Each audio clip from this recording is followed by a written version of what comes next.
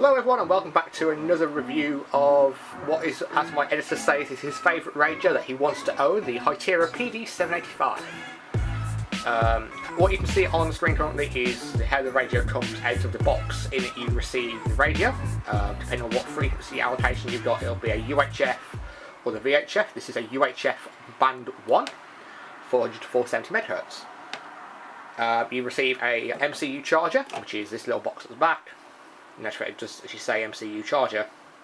They don't MCU charger, this is actually the CH10A04.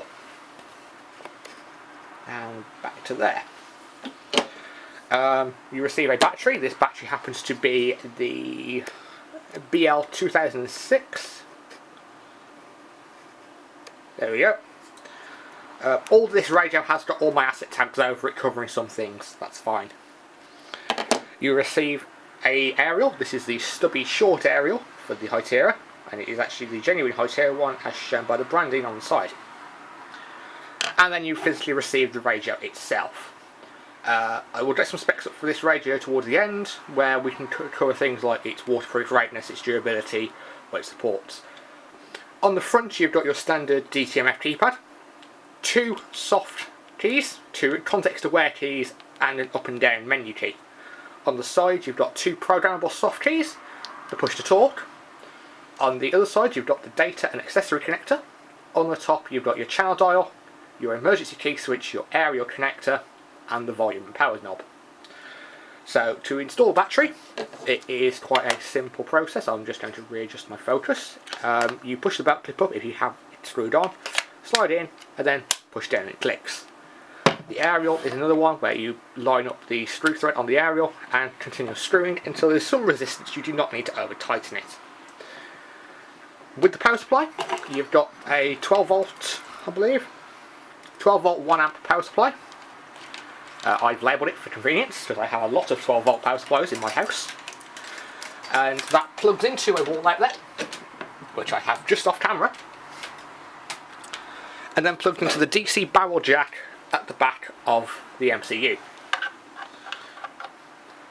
Like so. When it is on, it will blink every couple of seconds to say that there is power, but there is no battery installed, or no battery in the cradle.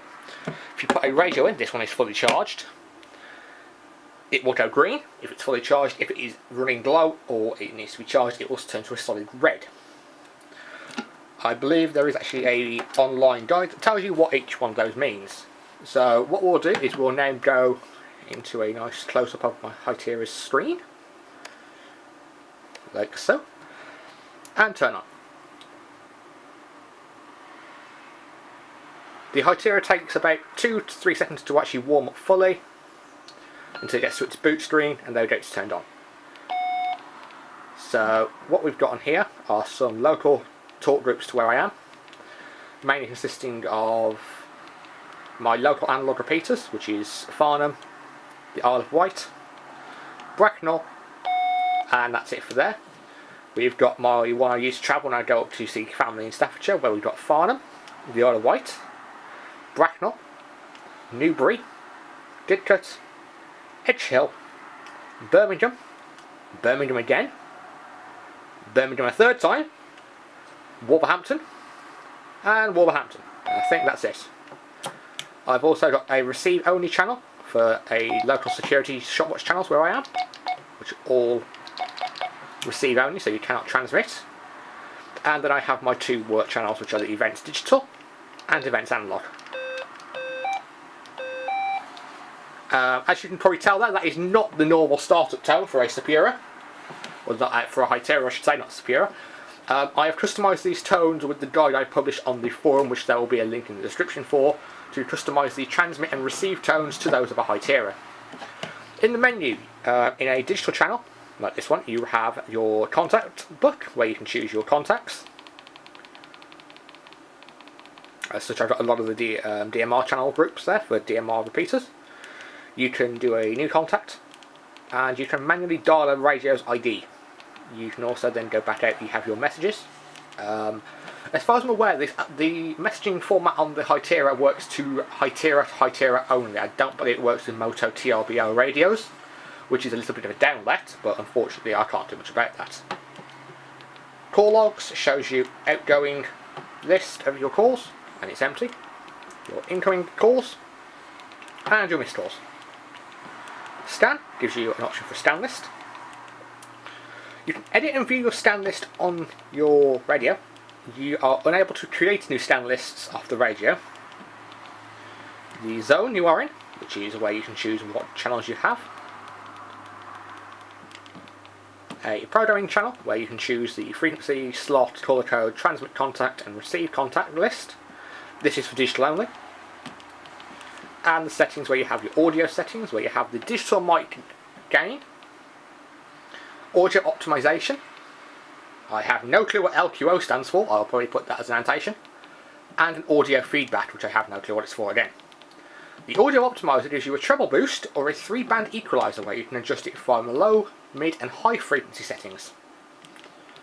In the radio settings you've got your power level, the language, the backlight, the day and night mode, brightness, keypad lock, LED, which is on the top there, the tone or tone control, so you can do custom tones, vibration, because this has got an inbuilt vibration motor, password, optional key, which is the ones there, and the sides, VOX or voice activated, which is normally what you would use if you're using an earpiece, or you can do it on there. I've now lost the menu, so I need to go back in. Keypad mode, mic and speaker, which is where you can choose which mic and speaker it chooses first. Covert mode, lone worker, option board if one is fitted. Battery selection, where you choose which battery you're using, and if you want it to send an alias over. You also have scrambler and compandor inside of the analog settings. So I will change over to a digital group where I can show you some of the more advanced some of the features the Hytera supports. So I will be back in a minute with another DMR radio. And I'm back. So I've now got my other DMR radio, which will be in another review to follow this one. At the moment we are currently on the digital channel, so when I key up you will see on screen it will play the tone to say a new call has been received, and then it will then show the caller's ID number. You can assign the ID number to a contact, which I will explain later on in the video, but for the moment I will key up so you can see what it looks like. So as you can see there, if I zoom in on the screen, it's got the talk group we're in at the top there, and then the radio's ID number. So I've released the talk key on my radio, and as you can see there, it ended the call with the call end tone. You can also key up off this. That is now transmitted on the events all group. And as I release, it waits a second and then it will drop out. On the analog channels, which is on there's that and on there's that.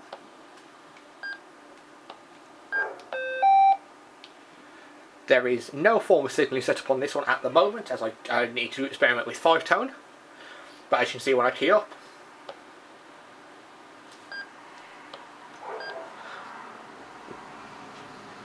nothing on the screen changes. We'll wait for the call to drop. And then as I key up, all the screen shows is the fact it's on the events analog channel. With the digital one, if you want to add a contact, I'll do actually for the focus, you go to menu, contact, new contact, input ID, so my other radio is 2341904. The only reason I'm using this format for the radios is actually because I use my own DMR ID on this radio, so I have to have a radio that's in the same range. So we're going to input the alias, and it's going to be called USER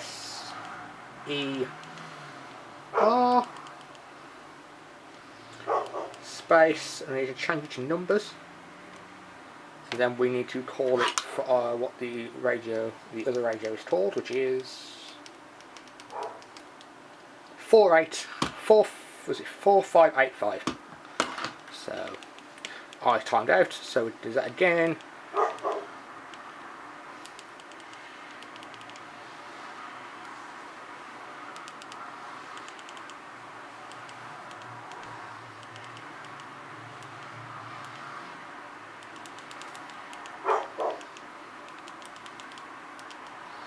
So as you can see there, I put in the name and the call. So we're going to save that now. So what I can now do is I can place my radio there again.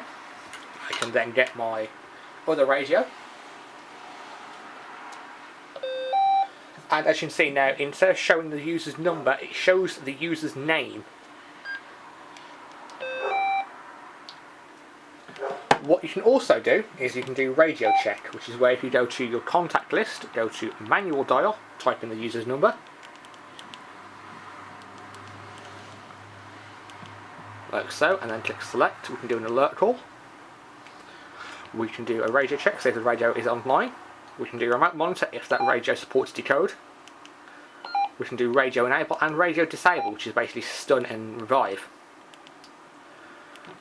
And that is most of the features on the Hytera. On the data port on the side, which, excuse me, I need to try and undo.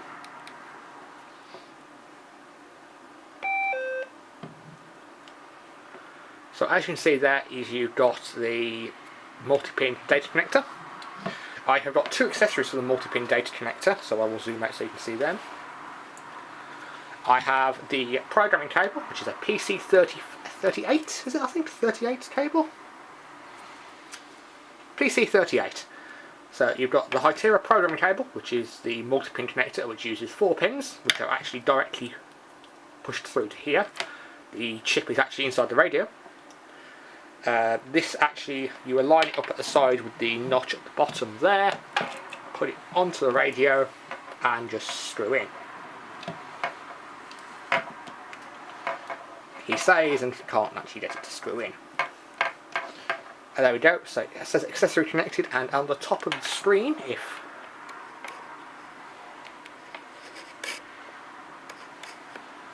you can see there's actually no accessory icon. If I undo it, it says accessories disconnected.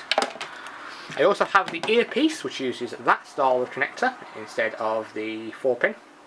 This ties through to the actual earpiece, the mic and its PTT switch, along with some other pins. I'm not sure what they're for. One other optional accessory I have purchased for the Hytera is a BNC to RPSMA, I believe it is called, connector. This allows me to connect a standard BNC aerial or mag mount for a car to the radio itself. And I'm back. One thing I was told to mention by my editor is what the radio sounds like when it has got the default tone set up rather than the superior custom tone sets I have. So I will get my Motorola radio and key up.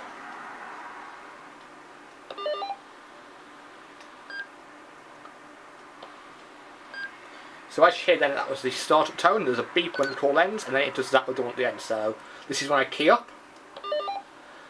So I'm keyed up at the moment. When I release, it beeps, and then when it finishes the call, it plays another tone.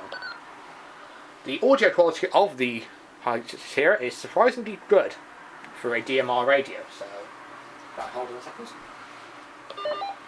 This is the audio quality test of what the Hytera PD785 sounds like in digital mode. So that is what the audio sounds like via the Hytera. As a fairness test, I will use another radio so you can see what the audio sounds like coming from the Hytera to another radio.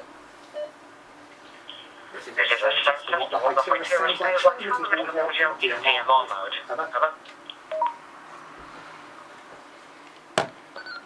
And obviously ends the call. Some specs about the radio are it comes in 3 band capacities, the VHF 136 to 174 MHz range, the UHF 1, which is 400 to 470, which is what this one is, and the UHF 3, which is 350 to 400 MHz. It can hold 1024 channels over 64 zones. The channel spacing is 25, 20 and 12.5 kHz. The battery is, by standard, is a 2000 mAh lithium ion battery. The estimated battery life in analog is 10.5 hours and in digital is 14 hours. The frequency stability is 1.5 part per million. The antenna impedance is 50 ohms. The weight with standard battery, which is what is installed there, and aerial, is 355 grams. The front case is made of polycarbonate, and the LCD display is 160 by 128 pixels, which can show 65,535 colours. The transmitter can output on the VHF model 5 watts and 1 watt in low power. On the UHF models, 4 watts of output power in high mode and 1 watt in low power mode. The FSK modulation it can do is for data only at 12.5 kHz and 12.5 kHz for data and voice, each with a corresponding standard number. The vocoder, or voice encoder, is the AMBI++ or SLEP codec, and it complies to the ETSI DMR standard TS102, 361-1, -2 and -3 for DMR voice, DMR data and DMR trunking. The rated output audio power is 0.5 watts. The operating temperature is -30 to 60 degrees. Its storage temperature can be -40 to +85. It can withstand an 8 kV ESD contact shock and a 15 kV air shock. It complies to the American military standard 810 C, D, E and F. It is an IP67 rated device, meaning it can stand dust and water intrusion. I will explain what that IP rating means on the video and annotation. It complies with both shock and vibration and humidity with the complying military standard. With the GPS model, which is the PD785G, the time to fix from a hot start is 10 seconds and its horizontal activity is 10 meters. Its time for fix from a cold start, meaning the battery has been removed out of the radio, is 1 minute, or under 1 minute. As obviously with all specifications of these radios, they are likely to change when if they have a revised model, or if they actually have an incorrect part in there, so I will cover on that. If you want to buy one, there will be a link in the description for where you can buy the Hytera PD785 and 785G from, inside of the UK. But there'll be a selection of companies you can list. I am not endorsed by any one company, so what order they are in is just my own remembrance. Okay guys, so I'm going to end the video here. I'd like to say thank you to everyone that's actually watched the video. Drop a comment below saying which radio you want to see next time. Any radios I've already reviewed will be in the window above. Click on the annotation to see that review or the playlist associated with that radio. If you want to check out the UK Digital Group Forum, which I am one of the members of, there's a link to that down in the description. All the other links to the YouTube channels that I associate with are in the description, and feel free to drop a comment or interact with me on the forum, and I'll say 73 and I'll see you in the next video. Thank you very much.